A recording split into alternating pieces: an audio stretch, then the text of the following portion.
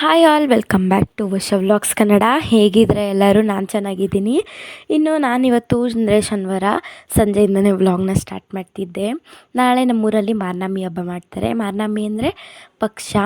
ಇನ್ನು ಅಪ್ಪ ಅಮ್ಮನ ಜೊತೆಗೆ ಬಟ್ಟೆ ತರೋಕ್ಕೆ ಅಂದ್ಬಿಟ್ಟು ಅಂಗಡಿಗೆ ಬಂದಿದ್ದೆ. ತಾತ ಅಜ್ಜಿಗೆ ಬಟ್ಟೆ ತೊಗೊಂಡು ಮನೆಗೆ ಹೋಗಿ ನೈಟೇ ಎಲ್ಲ ಅಡುಗೆ ಮನೆಯೆಲ್ಲ ಕ್ಲೀನ್ ಮಾಡಿದ್ದೆ.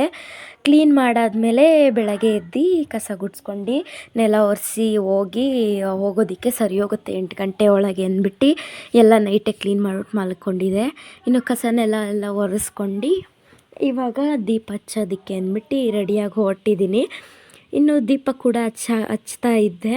ಅಷ್ಟೊತ್ತಿಗೆ ನಮ್ಮ ಚಿಕ್ಕಿನೇ ಹಚ್ತಿದ್ರು.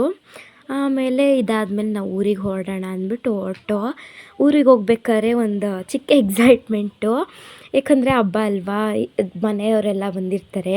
ಬಟ್ ಈ ಸರಿ ಯಾರೂ ಬರೋದಿಲ್ಲ. ಯಾಕಂದರೆ ನಮ್ಮ ಚಿಕ್ಕಪ್ಪ ಅವ್ರಿಗೆ ಹುಷಾರಿರ್ಲಿಲ್ವಲ್ಲ, ಅದಕ್ಕೆ ಅವರು ಬರ್ತಾ ಇರಲಿಲ್ಲ. ಇನ್ನು ನಾವು ಊರಿಗೆ ಹೋಗಿ ತಲುಪಿದಾಗ 11 ಗಂಟೆ ಆಗಿತ್ತು. ಆವಾಗ ಅಡುಗೆ ಎಲ್ಲ ಮಾಡೋದಕ್ಕೆ ಅಂದ್ಬಿಟ್ಟು ನಮ್ಮ ದೊಡ್ಡಮ್ಮಂಗೆ ಹೆಲ್ಪ್ ಮಾಡೋಕ್ಕೆ ಅಂದ್ಬಿಟ್ಟು ಹೋದೆ. ಹೆಲ್ಪ್ ಮಾಡ್ಕೊಂಡು ಹಂಗೆ ವೀಡಿಯೋ ಮಾಡ್ಕೊಂಡು ನಾನು ಕೂಡ ಹಂಗೆ ನಿಂತಿದ್ದೆ. ಇನ್ನು ನನಗೆ ಅಡುಗೆ ಮನೆಯಲ್ಲಿ ಸ್ವಲ್ಪ ಕೂಡ ಕಾನ್ಸಂಟ್ರೇಷನ್ ಇರ್ತಿರಲಿಲ್ಲ. ಯಾಕಂದರೆ ನಮ್ಮ ಹೊಲದ ಕಡೆ ಹೋಗ್ಬೇಕಂತ ಆಸೆ ಆಗ್ತಿತ್ತು. ಅದಾದಮೇಲೆ ದಿಂಡು ತೊಗೊಬಂದು ಇದೊಂದು ಡೆಕೋರೇಷನ್ ಮಾಡೋದಕ್ಕೆ ಅಂದ್ಬಿಟ್ಟು ನಾವು ಅಣ್ಣ ಹೋಗಿ ತೊಗೊಬಂದರು. ಇನ್ನು ಅದನ್ನು ಕೂಡ ವಿಡಿಯೋ ಮಾಡ್ಕೊಂಡು ನಾನು ಜಸ್ಟ್ ಇವಾಗ ಅವ್ರು ರೆಡಿ ಮಾಡೋದಕ್ಕೂ ಮುಂಚೆ ಹೋಗಿ ಹೂರಣ ಕಲಿಸ್ತಿದ್ದೆ. ಯಾಕಂದರೆ ಇವಾಗ ನಾವು ಹೊಲದ ಹತ್ರ ಹೋಗಬೇಕು. ಅಲ್ಲಿ ದೇವ್ರದಿದೆ ನಮ್ಮದು, ಮುನಿಯಪ್ಪ ಅಂದ್ಬಿಟ್ಟು. ಆ ದೇವ್ರಿಗೆ ಪೂಜೆ ಮಾಡಿಸ್ಬೇಕು. ಅದು ಸರ್ಪ ಅಂದರೆ ಸರ್ಪದ ದೇವರು. ಆ ದೇವ್ರಿಗೂ ಪೂಜೆ ಮಾಡಿಸ್ಬೇಕು. ನಮ್ಮ ಫ್ಯಾಮಿಲಿದೆ ಅಲ್ವಾ ಅದು ದೇವರು.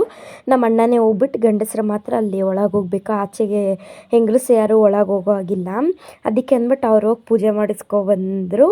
ಇನ್ನು ನಾನು ಕೂಡ ಹೋಗೋ ಹಾಗಿರಲಿಲ್ಲ, ನನಗೆ ಏನೋ ಪ್ರಾಬ್ಲಮ್ ಇತ್ತು ಅಂದ್ಬಿಟ್ಟು.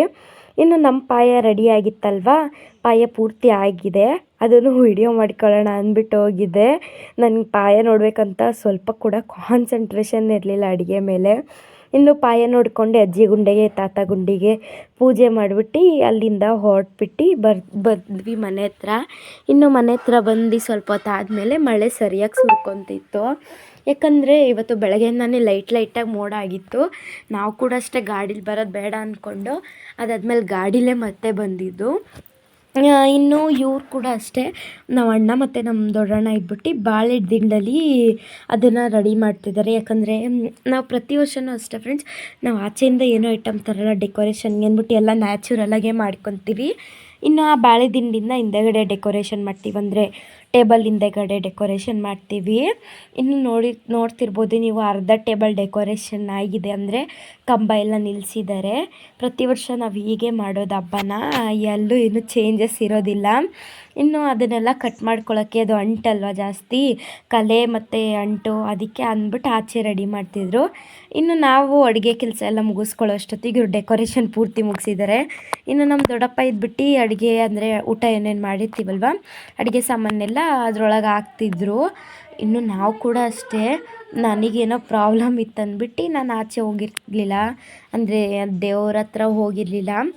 ಅದಕ್ಕೆ ಅಂದ್ಬಿಟ್ಟು ನಮ್ಮ ಅಣ್ಣನ ಕೈಲಿ ನಾನು ಮತ್ತು ಇನ್ನೊಬ್ಳು ನಮ್ಮ ಅತ್ತೆ ಮಗಳ ಕೈಲಿ ಅವಳ ಕೈಲಿ ವೀಡಿಯೋ ಮಾಡಿಸಿದ್ದು. ಇದಾದಮೇಲೆ ಅಪ್ಪ ಕೂಡ ಬಂದು ಪೂಜೆ ಮಾಡಿದ್ರು.